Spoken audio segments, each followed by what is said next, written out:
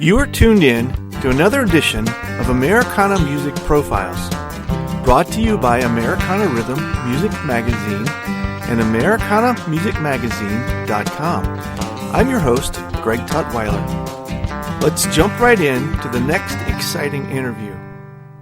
Andy Penkow is an award-winning alternative country, Americana rock and blues singer and songwriter from Sydney, Australia. His debut single, Drowning in the Whiskey, peaked at number 10 in 2019 on the Australian country charts. Andy's new EP, Chasing the Sun, is set for a July release. He is my guest on this edition of Americana Music Profiles. Hi, Andy. Welcome to the podcast. Thanks for having me, Greg. Yes, sir. Good to connect with you. We've got a How are you? We've got a around the world connection today. We've tried several different ways and finally hooked up. So. We did, yeah. Nice to be chatting with you. Yeah, you too. It's great to be. Technology these days is it's amazing what we can pull off, and especially in this crazy world that we're living in right now, it's even nicer to have things like this at our fingertips. This is so true. I think everybody's starting to get quite used to it, aren't they? Right. The new way of living. Yeah. Whether we wanted to or not. Yeah, that's the thing. Yeah. Yeah. So, well, good, man. So let's talk a little bit about your music and your life, and cool. So tell me a little bit how you got started in music, or how did this all begin for you? To be honest, it's kind of like embedded in me.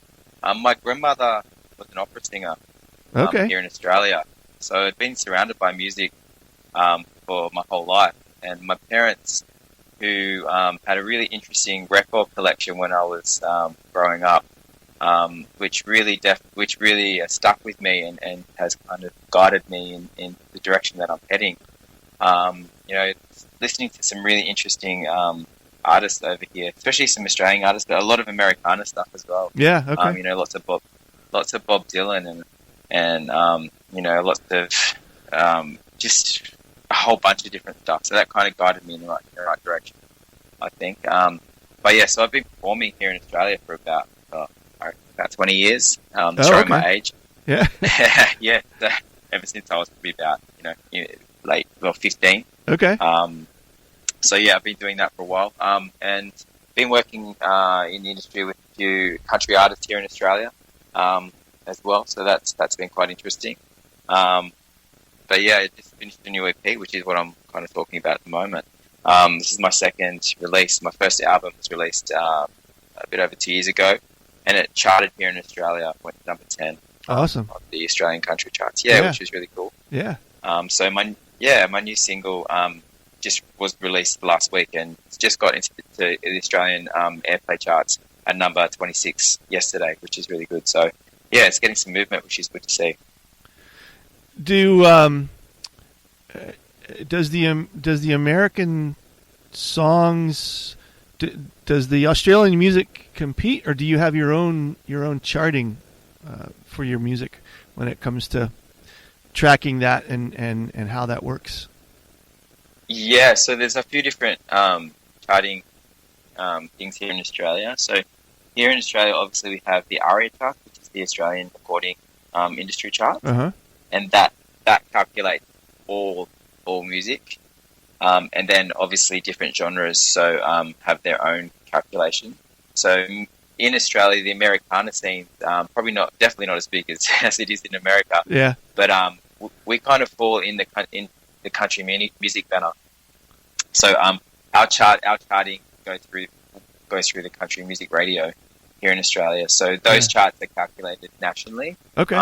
Through the country music channel. Yeah. So that's kind of how it works. So there's a few different kind of avenues, but it's all kind of goes through one big port here in Australia, which is APRA, and that's the Australian Songwriting Australian Recording Industry Association, who calculate all that stuff. So yeah. Okay. And you said you'd been doing this for 20 years. Is this a full-time thing, or has it been a full-time thing? It's at this point of my life, it takes up probably half of my time. I do work casually as well. Obviously, it's tough starting out in the music industry. Right. Sure. But for everybody. It is. Even here in Australia, I've got I'm friends with a lot of country artists, and some of these guys are winning the biggest Australian awards here in Australia, like the Golden Guitar Awards. You can't get any higher than that in the industry, and they work day jobs as well. So wow, okay, yeah. So it's kind of tough, but I do make half my living out of music, and I think the last couple of weeks have been quite challenging for a lot of us. But sure. Yeah, it's definitely something. Yeah, it's something that I've been doing for the last 20 years, and for me, it's kind of my goal in life is to make a good living out of music. That's the goal for me, and to get my music out there as well, obviously, and hopefully it relates to people. And you say good living, and you mean as a full-time musician, relying solely on that? Relying solely on that, yeah. I mean, I actually work in the audio industry anyway, so that kind of picks up much of my time. Sure. But I'd love to just be able to get out and then just make a good living out of music. Yeah. And that's the goal. But and you're trying to cross genres as well here in Australia, which is quite an interesting thing to do for me. So. And you cross genres in what way? What other music do you filter into? So I have a bit of a mixed bag. So I've won a few awards here in Australia. So I actually sing a bit of blues music as well. Oh, good. Okay. Lots of alternative country stuff. And I fall under that Americana banner as well. I love Americana music. You know, one of my all-time idols is Bryan Adams, who I just love everything he does. If I could write songs as good as him, I'd be heading in the right direction. Yeah, he's just cool. He's amazing. So but the thing is, I guess for me is I don't like to be pigeonholed either. I kind of like to do what feels good. Yeah, and what's natural to me. Yeah. So but I love country music here in Australia. It's probably a little bit different to the American scene as well. We're a little bit more traditional down under, I guess, with what we're doing. I know America the industry is very big over there for country music, but it's quite commercial, I guess, in the States. But here in Australia, it's quite a smaller industry. Oh, okay. Yeah, in this country, it's almost moved into the pop genre. You've got a lot of country music that doesn't really sound. It doesn't sound Americana. It doesn't sound like traditional country anymore. It's actually kind of its own niche anymore, and it's a lot of people complain that it doesn't sound like country. Yeah, true. It's really interesting you say that. I guess prime example is Keith Urban, who is an amazing musician, right? And a fellow Aussie, but he, a lot of his newer stuff is definitely crossing over to that pop kind of feel. Right. Yeah. But you're definitely right, and the same thing happens here in Australia too. I think people try and merge a little bit too much of that pop sound into the country music sound, and a lot of the hardcore country music fans don't really appreciate that, unfortunately. But yeah. How do you keep yourself from sliding that way and stay more Americana, traditional sounding type country? Yeah, it's a really challenging thing to kind of do, to be honest. I think it stems down to what kind of style you're writing, and who you're working with with your producers and that kind of thing is really important. For me, I've just started to do a lot of co-writing with a lot of different Australian artists, which is definitely helping me in that quest of staying in that Americana style. Right. Okay. And I don't, for me as well, I don't think it's not really about the commercial side of the business. It's more about like writing songs that are authentic to myself and about my journey. So I think that's probably the main thing that I kind of focus on. Mm. Yeah. To be honest, yeah. And how long have you been writing your own material? Yeah, so I've been writing, I reckon, probably more than 20 years. When I was a kid, I used to just write stupid music with my brother, and because he plays guitar as well, so we just used to annoy my parents for hours playing music when we were kids.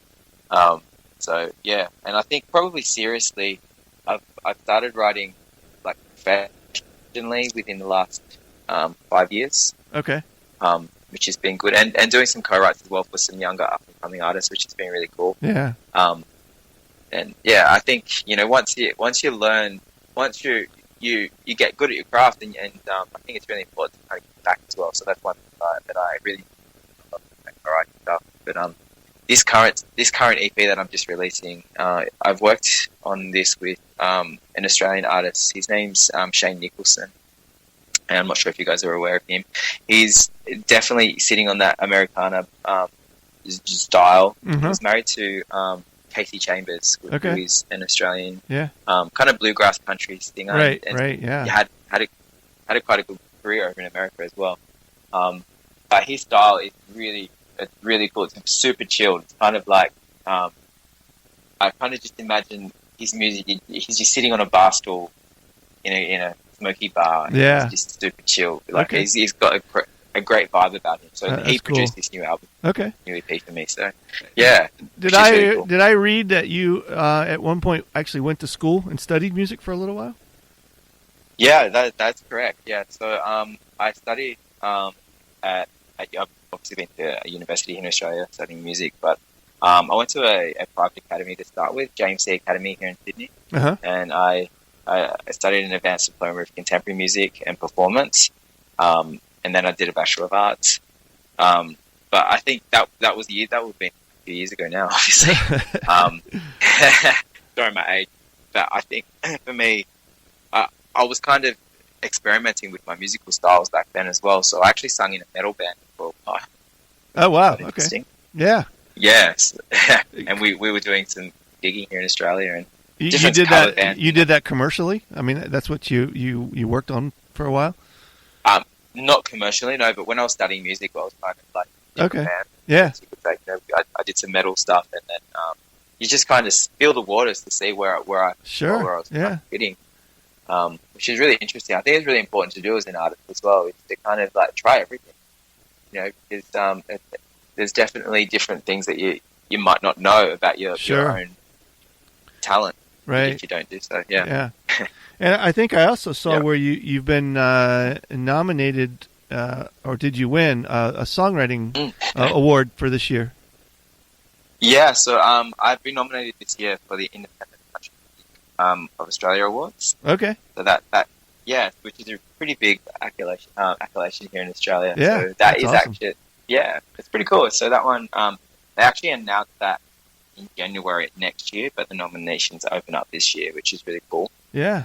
And then so that's pretty sweet. I'm pretty happy with that. The last year I was also nominated. I was a finalist in this Australia, the APRA AMCOS Australia Songwriter of the Year Award. Which was a really cool thing for me, and definitely boosted my profile. Yeah. But so for me, I guess it's not really about winning. It's about just about getting your music out there and being, and having people kind of relate to it. I think that's the most important thing. Yeah. Because like it's tough. It's tough as a musician, but I think you're putting your heart on your sleeve, and you're telling people about your life. You're letting them into your life. Yeah. What you're writing about. Yeah. So, Do you have a particular approach or style or a season of time in your life when you like to focus on that? Tell me a little bit about the process of songwriting that you go through. Yeah, definitely. It's interesting for me because kind of it happens quite sporadically, I guess. It's not something that I can just turn on and turn off. Okay. I think over the last 2 months, we've kind of all been locked away in our houses. It's been really interesting time for me because I've probably written the most that I've ever written ever. I've pretty much written a whole album in time, which has been really cool. So and I think it's been really, really interesting. But this EP that I've just released has taken me a while to write, and I've had there's 3 co-writes on this EP. Who I wrote with. One is with Limbo Tell, who's an Australian country artist. She's amazing. She's won 9 golden guitars here in Australia. Oh, wow. She's just a beautiful, beautiful soul. Yeah. She wrote this new single with me, Chasing the Sun. And then another duo here in Australia who've been working in the industry for about 30 years, Carter and Carter. David Carter. He's a country artist as well. I wrote a couple of songs on the EP with him, which is quite interesting because when you're sitting in a room with somebody that's won amazing awards, like 9 golden nine golden guitars, you feel quite intimidated. You think, oh yeah, I know how to write a song, but when you sit down with somebody that's really seasoned and knows exactly what they're doing, it puts you down a level, which is probably a good thing because, you're always learning, aren't you, in life? Right, for sure. Yeah. Every situation is an opportunity to learn if we're open-minded enough to allow that process to happen, for sure. 100%, yeah. And I think you got to unlock that inside of you. Definitely, you got to be open-minded to these things, for sure. So the new EP is called "Chasing the Sun," and it doesn't release until July. Is that right? That is correct. Yeah, it's on pre-order at the moment, so you can get the pre-order. If you do buy the pre-order on iTunes, you get the next single in advance, which is kind of cool. But the first single's already been released, and it's doing pretty good. Like I said, it charted here in Australia yesterday, which was nice news to wake up to. Yeah.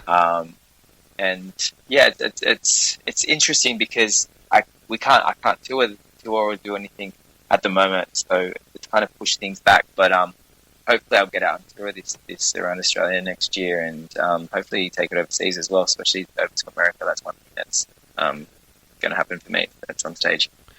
Has the virus affected Australia in the way that if you've paid attention in the way that it's affected the United States? Do you guys feel it the same way as musicians? Yeah.